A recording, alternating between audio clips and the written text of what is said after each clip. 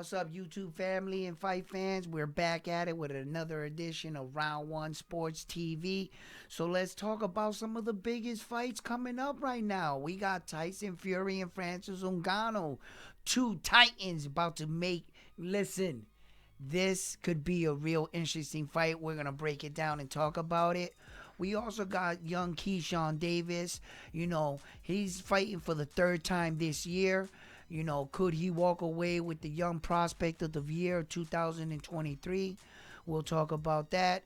And we got a really interesting fight where we got Tszyu against Brian Mendoza. So these are a lot of big fights and a lot of things are going to move around in boxing. So let's just talk about this. So without further ado, let's get right into the video.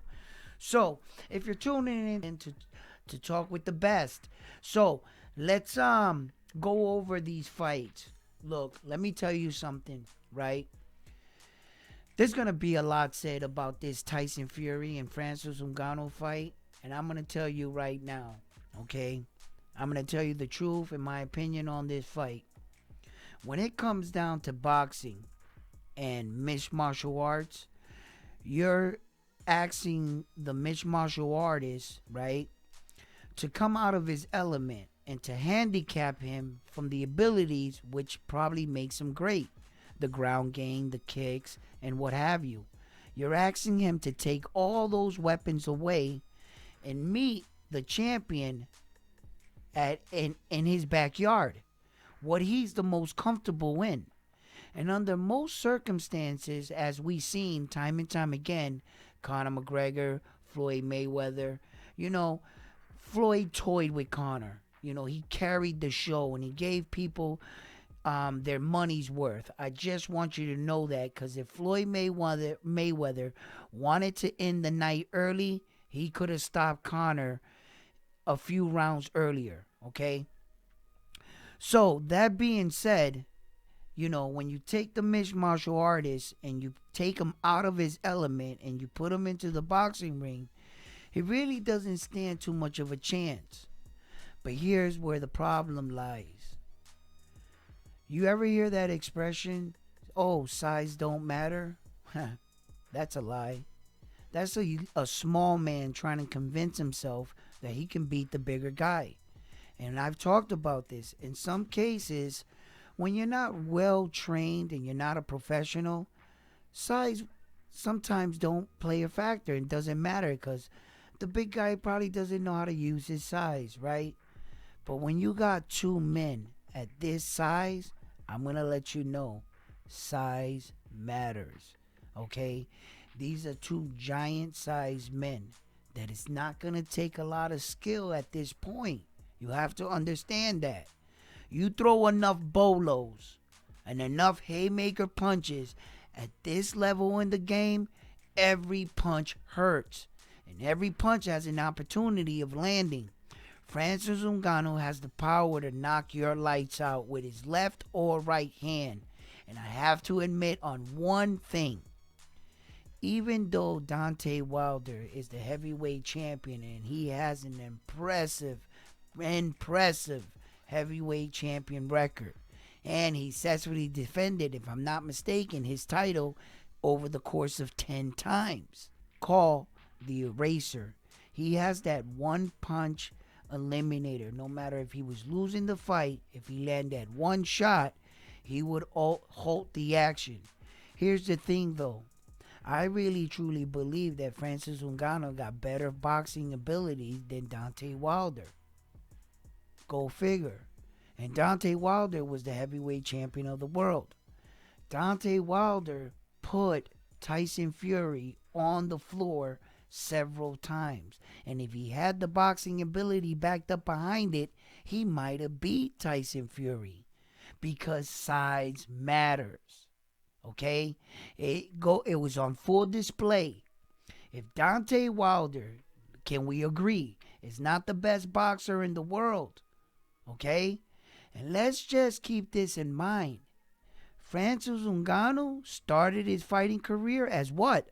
A boxer. That's right, a boxer. Frances Ngannou came from Nigeria, went to France in the pursuit of wanting to be the heavyweight champion of the world. That was his dream. He wanted to be a boxer. So along his travels, he didn't just get to France, right, and say, you know what, I want to be a boxer today. No, he had to have fought somewhere. Where? Africa. Well, then he was boxing over there. He was fighting. He came over here and he wanted to be a fighter. He started his boxing career off. But the guy in the gym, his heart was in mixed martial arts, his passion. So he turned Frances Ngannou into what he liked. You see? And in the back of Frances Ngannou's mind, his entire career, if you didn't know this, he always wanted to give boxing a shot. Here's his opportunity. First boxing match, he gets an opportunity to fight who? None other than the heavyweight champion of the world on your first boxing match. Now, this is a real interesting point. If Francis Ngannou knocks out Tyson Fury and becomes the heavyweight champion on his first boxing match, that goes down in the history books, ladies and gentlemen, and it becomes official. Francis Ngannou becomes the heavyweight champion of the world. Okay? And unless Tyson Fury hits him with the rematch, other heavyweight champions like Usyk is going to, how about you give me a shot? You know what I'm saying? And they're going to take advantage of the situation. All right? Will he be ready to defend the title? Shall he be successful? Now, this is a real Hail Mary here, ladies and gentlemen. I just want you to know this. This is a real Hail Mary. Although I am talking up Francis Ngannou and trying to give the man the benefit of the doubt, because I know that size does matter here. And anything can happen at this site. But let's just be 100% honest. Tyson Fury is not the heavyweight champion by coincidence. He is the heavyweight champion of the world and considered among one of the best heavyweight champions to ever do it. That's what kind of conversation that man is headed in. Okay? So when you got a boxer that's skilled, okay, and he has beaten the likes of all the top guys. He's had all 4 belts, not simultaneously, but he had 3 at one time, vacated it, and then he came back and won the WBC, which eluded him his first run at the heavyweight championship of the world. Okay? So he ended up getting all 4, but just in different moments of his career. So now, thinking about the fight stylistically, I really don't have too much to give you on Francis Ngannou. I've never really seen him box. I've tried to pull up some tapes of him in the gym, sparring, not only now with like Mike Tyson or whatever, because they're not really releasing a lot of that. But back in Cameroon and in France, he has some sparring matches where he was boxing. He had some headgear on. I seen that. Okay, so I seen him without some too. So Francis Ngannou, and it also goes into the level of competition that was standing in front of him. I'm pretty sure he was boxing, but the man standing in front of him was not Tyson Fury. So whatever he was doing against that guy, I'm pretty sure he's not going to do against the heavyweight champion of the world. Now, this stands to be an interesting fight, but if I want to call it the way I see it being played out, Tyson Fury's going to play with him in the first 2-3 rounds. He's going to try to frustrate Francis Ngannou, and Francis Ngannou being young in the sport, I think he's going to try to go for it in the first 2-3 rounds. He's going to try to go for it. And I think by the 4th round, he's going to be tired. He's going to be fatigued. And by the 5th round, I say, probably if, depending how Tyson Fury feels, he's going to end the night. Tyson Fury, he is a competitor. He wants to put on a show. But make no mistake, he didn't drag Francis Ngannou all the way up to the world stage because Francis Ngannou wasn't the baddest man on the planet, and his ego wants to prove to the world that no, I am the baddest man on the planet, and he will knock out Francis Ngannou. That's how I see it playing out. If anything else happens, I'll be just as surprised as you guys. So, in other news, young prospect Keyshawn Davis is fighting for the third time this year. Now, Keyshawn Davis, I think he can potentially win the prospect of the year in 2023. Although there are a lot of good upcoming, competition, Zion, I don't know if Camille Moulton will come in the conversation because I don't think he has enough time or he has enough fight in the year to be considered one of the top prospects of 2023. I think Keyshawn Davis, if he puts this guy away, he has a 10-round fight coming up on the undercard. If he puts this guy away and he knocks this guy out, I think he walks away with the award. I don't know. He's one of the contenders right now, and I believe he is leading the way. He is a young, bright talent for the Americans, and I think that Keyshawn Davis is really holding his own with the competition. The level of the competition they're putting in front of him, they're bringing him up. He's knocking him down. Hey, what more can you ask for, right? Okay. One of the bigger fights tomorrow that a lot of people really need to be paying attention to is the Tszyu fight. Tszyu is making his first title defense, being the fact that he became the newly crowned 154-pound WBO Super Champion of the world since Jamel Charlo was stripped entering his fight with none other than Saul Canelo Alvarez. He was stripped immediately after the fight. So, Tszyu, he's coming into this fight 23-17. He has a 23 fight, 17 knockouts, right? And I think this is an interesting fight because don't sleep on Tszyu's opponent. Okay, Brian, let me tell you something right now. That guy has not been knocked down. He has a great chin. Although I don't think that, his fighting style, technique is as polished. But when you got awkward kind of movement guys, he is, I wouldn't consider him a technical boxer by, technicality standpoint. He's a little, off a little. But that can mess up a fighter. Listen, Tszyu is not the most spectacular of fighter, like flashy, but he's crafty, okay? And there's a difference. And then there's durability. And Tszyu does all the little things right, okay? He's not hopping around all the time, exciting the crowd, bobbing, not doing too much. He's not exerting extra energy. Tszyu is doing exactly what he went in there to do. He's sticking to the game plan. He's doing all the little things right.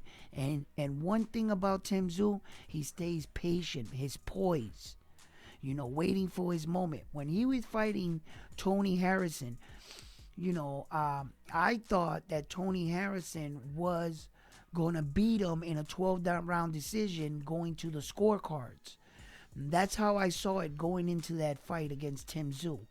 I thought Tony Harrison was going to outpoint him, being the fact that I thought he was the more athletic out of the two, and I saw more volume coming out of his direction. But that didn't be the case. Tszyu chopped that man down like a tree, okay? And he was patient, he was poised, and he didn't buy into the fact that this guy was taking his shirt off in the post-con. He didn't buy into any of that noise.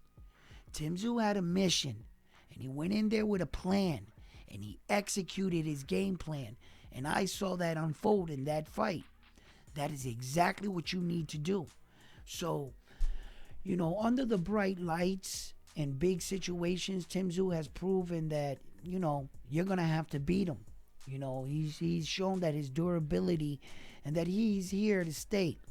He has to win this fight right here to, in the public's eyes, in the people's eyes, to be considered the WBO champion. In a lot of other people's eye, he will never be the WBO champion unless he beats Jermell Charlo.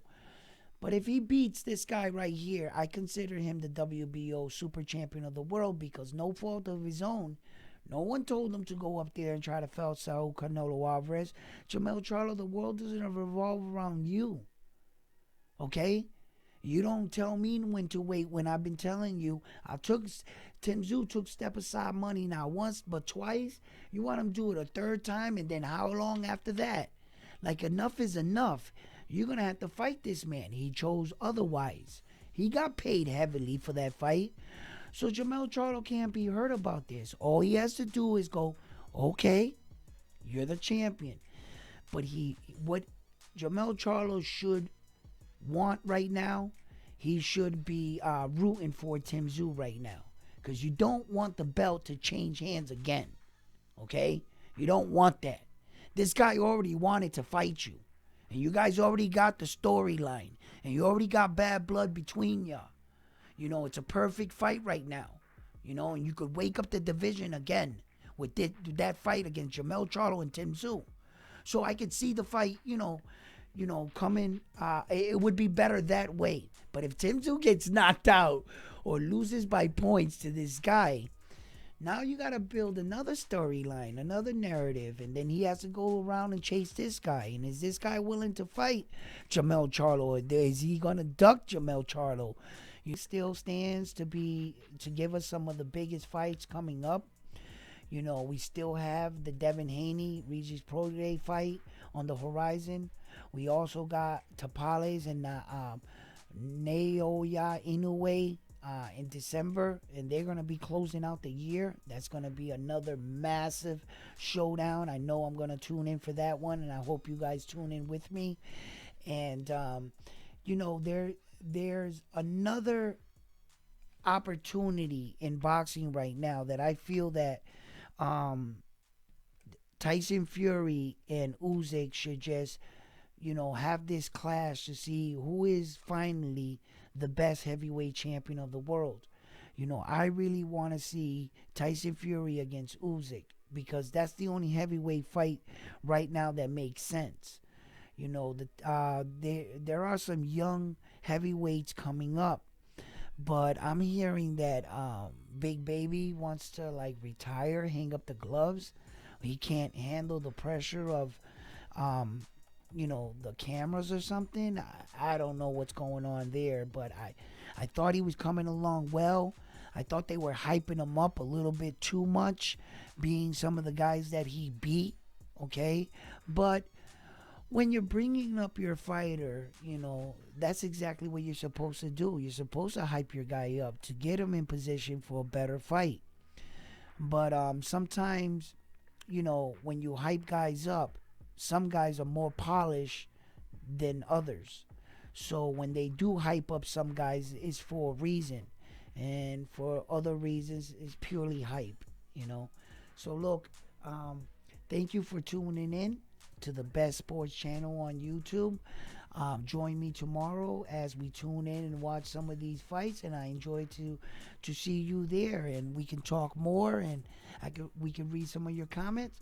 So without further ado, please like, subscribe the videos, and like always, I'm on to the next. Peace.